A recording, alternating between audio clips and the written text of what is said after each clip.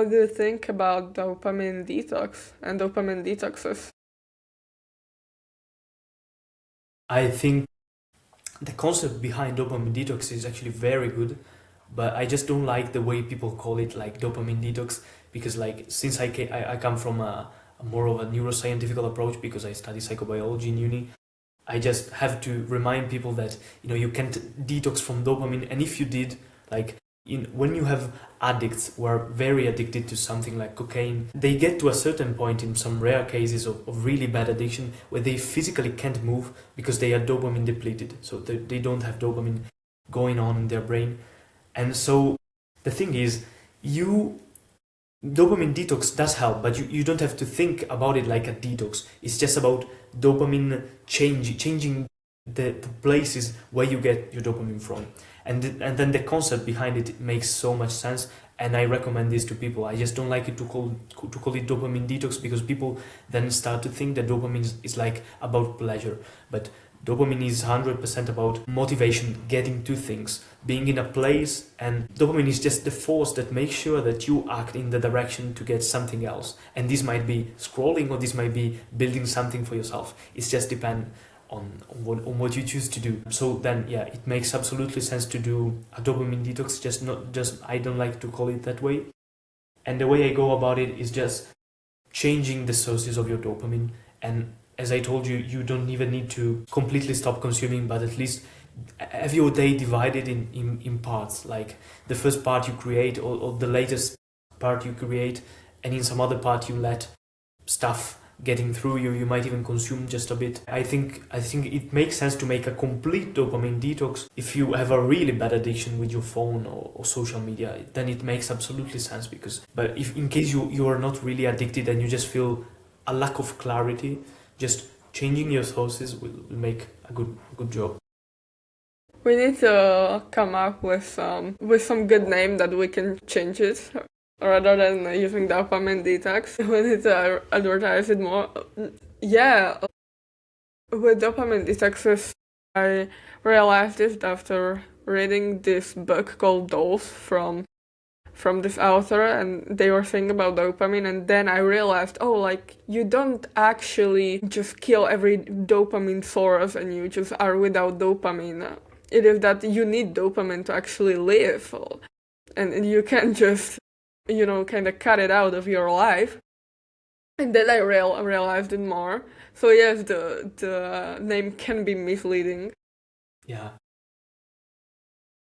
But it was from a friend I have, another podcaster. It can be real.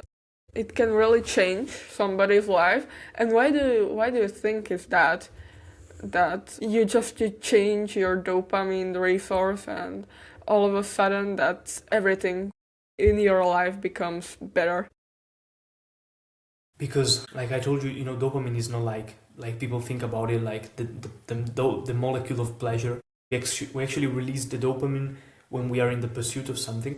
So then it makes sense that when you change, when your dopamine is released during your days, it literally changes the way in which you pursue literally everything, from eating something to literally anything you can imagine is mediated by dopamine. I wouldn't be talking with you right now because I wouldn't feel the need, the reason why for doing this if I hadn't the optimal level of dopamine. And the other reason why it makes more sense is we live in a world that is like not it doesn't evolutionary make sense for our brains, because we have everything available at us, like literally everything in every single moment of our days. We can eat whatever we like and how much of it we like. We can consume like literally media from the other part of the planet in every single second. And our brains have evolved, our dopamine system has evolved for environments where we hadn't access to so much stuff. So the reason why it's so revolutionary in people's lives is because it puts you into in a state, in a place, in an environment, in a life that makes more sense for your evolution as a human being. Like our dopamine system has evolved for just making sure we pursued things that mattered for our survival. Like if I hadn't dopamine, I wouldn't be hunting because I wouldn't feel the need and I would die of hunger. Like it would be crazy. But nowadays we don't have that problem. We go to the supermarket, but then we have so much food that we still have the dopamine that makes us desire these things. But these things might not be what we need in order to be happy. So I don't think dopamine makes us happy, but it's the prerequisite in order for us to be happy. It's also actually the reason why we can't be 100% happy long term, because every time you achieve something, the dopamine tells you to go take something else that is better than that. So paradoxically, even if you optimize dopamine, you will never feel completely satisfied out of dopamine. For that, you need purpose, you need things that go way beyond dopamine, and still neuroscientific, but more complex than this. But I think that the biggest impact is it changes how we pursue things. And in the end, life is just about pursuing ideals or things or directions, people, like anything. Yeah, and with the dopamine thing, I've heard that most of my life I thought that dopamine kind of when you end for example, some video on TikTok or some reel, or when you end some task you need to do, that's when the dopamine releases in your head.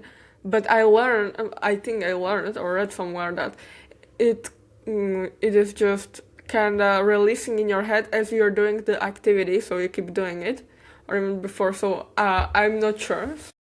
I would ask you how it works and how it releases in your brain. Yeah, most of it is actually released before or during the activity, but most of it, and it makes sense from a neuroscientific approach, it's before. And this also explains why it motivates us to do things. Like, if right now you hear the sound of a notification from your phone, you release dopamine, but why? Dopamine is the molecule that your brain releases when there's an opportunity in the environment. So I will release dopamine not because I will feel the pleasure later to do the thing. It's not about pleasure, it predicts the pleasure that I could have from something. You release most of it before just because it has to motivate you to go there. If you hadn't the dopamine, you would hear the noise of the notification, but you wouldn't feel the need to go there. You might know that it's pleasant to actually check the notification, but you wouldn't have the drive to actually do it. And I think this is the best way to explain this. Dopamine is what moves you from a state to another one where you feel the need to do something. And do you think that this thing called willpower and dopamine are like connected? Because as you go through the day, I think your dopamine levels, or how you call it, change. And at the end of the day, you're less likely to go for a 5-mile run rather than in the morning. So yeah, especially because like if you just have too many sources of dopamine, that especially the ones that are sort of artificial, like consuming like just anything that modernity has given us as humans, it's gonna be a lot harder to actually pursue hard things, because the release of dopamine you get from artificial activities is a lot higher if you're not used to it. If instead you build your days in a way where your days are mostly slow and you have slow activities for most of the day, and then you have some random burst of artificial dopamine, it's going to be a lot easier for you to actually feel motivated to do stuff. And of course it is completely related to willpower, and like if your dopamine is not regulated in the correct way, you won't have willpower. But as I told you, like willpower is something you need to cultivate, because if you have zero willpower you will do absolutely nothing. But you can partially correct it through environmental optimization and just designing your life, because even those who are very regulated on a dopamine level, like people who live a slow life, even me personally, I try to live a mostly slow life, but still I don't completely rely on willpower, like I told you, just because I think it's not the most rational approach. I use it only when it's an emergency case. But most of the time I am consistent with what I do, simply because I have my life organized in a good way, if this makes sense. yeah, it does. And for example, when somebody's dopamine levels are kind of broken, or how do I say it, that they're too distracted and they do their work but they can't focus, and then they go scroll. What are, for example, the other activities besides work that can help with dopamine and training your brain in a better way? I think the main thing is I have this philosophy that I call the philosophy of boring breaks. And I talk about this all the time on the channel because it makes so much sense. Like the best way to actually sort of train your brain, if we like to say it that way, is to just I don't want to say you need to stop scrolling in general, but at least stop scrolling in between your work sessions. Like if you finish working, and working is an activity that is low and it can even be boring sometimes because sometimes you have to do boring things, and you immediately do something that is hyper stimulating like scrolling, you get a huge dopamine release, not from the work but from the consumption of scrolling. So in this case, you will feel more demotivated when you come back working, and you actually won't feel the drive to keep working. So I have this philosophy that I call the boring breaks, simply because if you start having boring breaks, you won't feel the need to escape from the work. On the other hand, if you just do breaks that are hyper stimulating, you lose the motivation. If I finish working and I just stare at a wall or I just walk, it's gonna be much funnier to actually go back to my work, and I will have a bigger dopamine release from the work itself because I will feel the drive to actually do what I'm doing, and the break will feel even boring.